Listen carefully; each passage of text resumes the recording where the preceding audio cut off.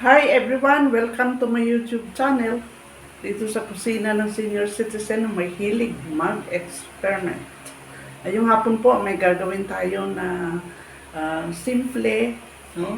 At masarap na merienda. Okay? Tara samahan niyo ako.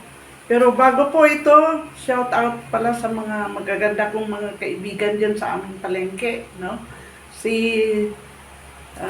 Lynn, si Rose, at saka kay Ador, no? Kay Grace, kay Tess, kay Gina. Okay? Now, ngayon, gagawa na ako itong mga leftovers, no? Yun ang gagawin ko. Kasi mayroon dito akong mga leftovers na mga materials. So, we will not throw this away. Meron ako ditong graham, konti, no? At mayroon ako ditong cocoa powder. So, gagawin ko ito na masarap na merienda. Ubusin na lang ito kasi konti lang naman. At kung kailangan pa, magdagdag ako mamaya ng aking konti lang na tira-tira na graham. Okay? Konti lang to make a dough na chocolates, no? And then, ang ilagay ko lang ay konti din na condense, no? Hindi pa ako sanay sa pag-measure, no? Kaya, siguro ay tansya-tansya lang ang gagawin ko para gagawa lang tayo ng maliliit na balls dito sa ating ginawang dough, no? So, ilalagay ko hindi tubig. Pero kung wala po kayong condense, ay pwede po tubig lang. Or, ang isang alternative po dito ay butter, no? Pwedeng star margarine, pwedeng butter, or pwedeng condense. Dahil medyo konti, no? Dagdagan ko pa ito. Ito na yung ating dough, no? Dagdagan ko ng konti. Ang pwede nating idagdag dito ay glutinous rice, no? Itong powder na glutinous. Kasi konti lang naman ang kailangan natin. At later, malalaman ninyo. So, magawa tayo ng dough para gawing balls ito na chocolates. Ito na ang ating dough na chocolates, no? Gagawa tayo ng maliliit na balls out of our chocolate na dough. So, liitan lang natin kasi mamaya ay mayroon tayong ilalagay dyan para lumaki ang ating chocolate.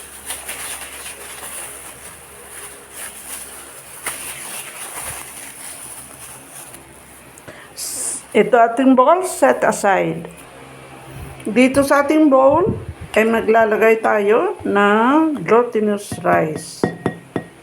Tansyahin ko lang na magkasya doon kung ilang piraso ang ating chocolate balls.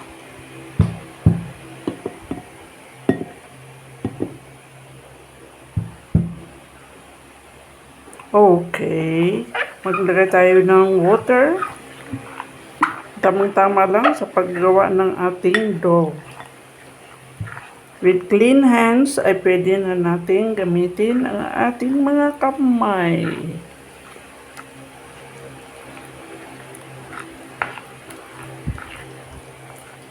Magawa tayo ng dough. Ito na ating dough na puti. Okay? Hatiin natin ito sa 5. 1, 2, 3, 4, 5. Gagawa muna ako ng mini balls dito sa puti.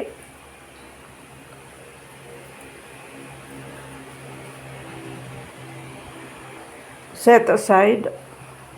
Now dito maglagay ako ng ating food color na green.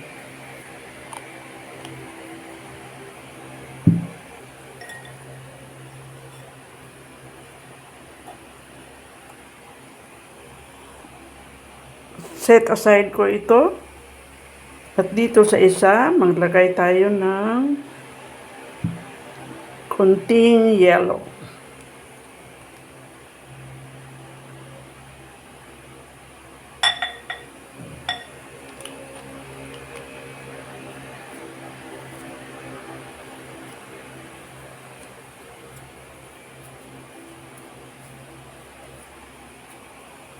Dito naman, maglagay ako ng konting red.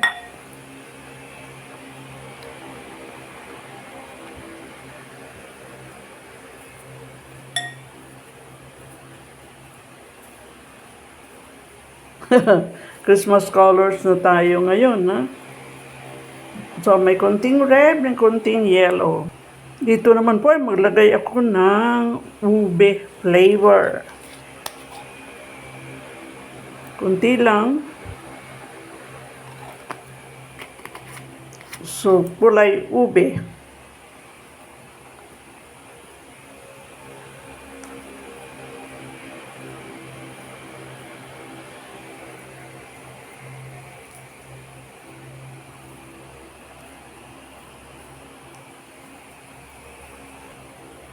Gagawa po ako ng 5 balls dito. 1, 2, 3, 4,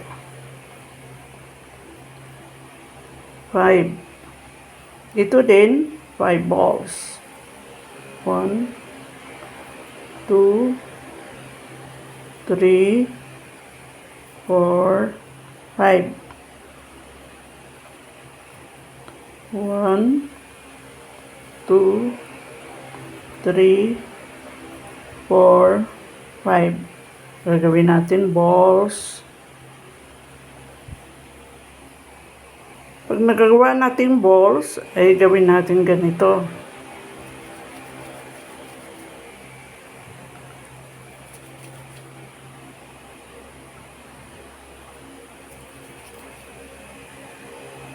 Para pareho ang laki, no? Yan. Taran! Ganito na siya. Okay? Magawa tayo ng combination natin. So, kung halimbawa ito, no? Ay lagyan natin ng puti. Okay? Tapos, i-mix natin sila.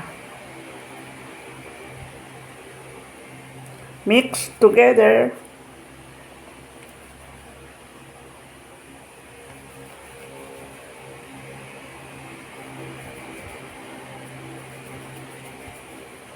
Okay, tapos i-round natin na ganito, no?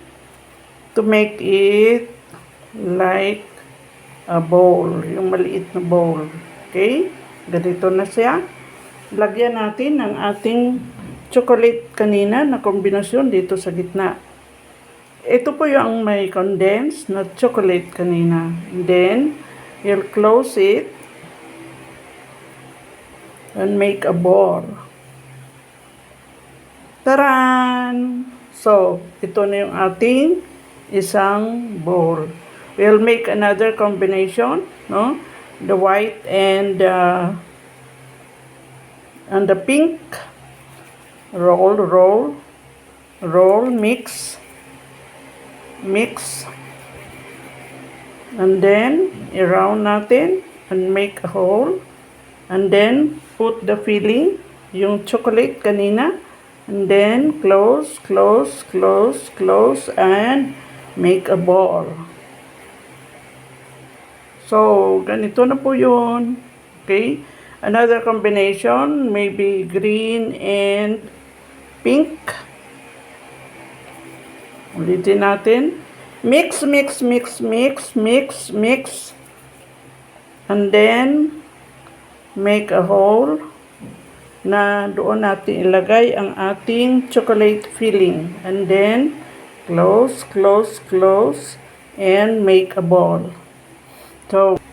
So ito na yung nagawa natin. Ang gagandang kulay na glutinous rice. Lutuin na natin ito sa tubig lamang. Okay?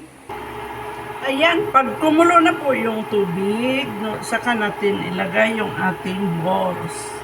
Malaman po natin yan na luto na pag lumutang po yan.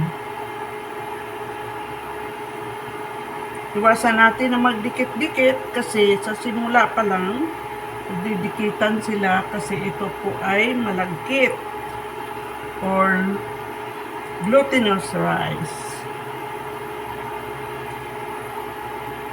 And very colorful.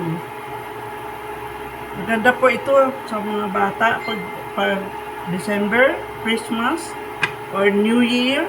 Very attractive. Pero ito po ay wala namang oil, so very healthy. Nutritious. Pwede lang po kayong maggawa ng kombinasyon, kagaya nung pwede kayong mamaya maglagay ng kung anong gusto nyong itatoppings. No? So, ilagay natin lahat. Ito ang nagawa natin sa ginawa nating dough. Yan. Mamaya mo, mga more or less po, mga 10 minutes ay lulutang po yan. Pag yan ang sign na siya ay luto na. Ayan, bisitahin natin ang ating niluluto. Wow! Lumaki yung ating balls. At ready na ito. Oh.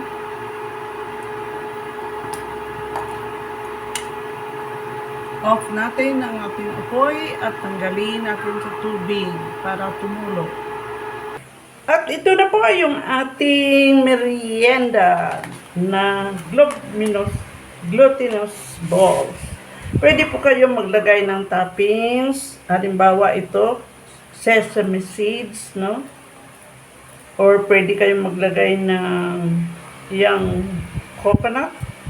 O bahala na po kayo kung anong gusto ninyong ilagay dito para pangdagdag linamnam, pangdagdag beauty.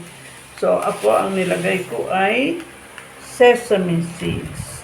At pwede din po tayo, ito ay honey, no? Then, pwede din tayo mag-drop ng honey. Well, ang sarap-sarap nito kasi ito po ay glutinous rice balls with something sweet inside na chocolates. So, pwede tayong mag-glaze ng honey outside or anything you want. See? That's all for now and thank you for watching. And keep on watching and please, sa mga hindi pa nag-subscribe, pag-subscribe po ng aking YouTube channel in support. At saka pakiclick ng notification bell. Thanks for watching. God bless us all. Bye-bye. Masarap na glutinous balls. Try natin. See?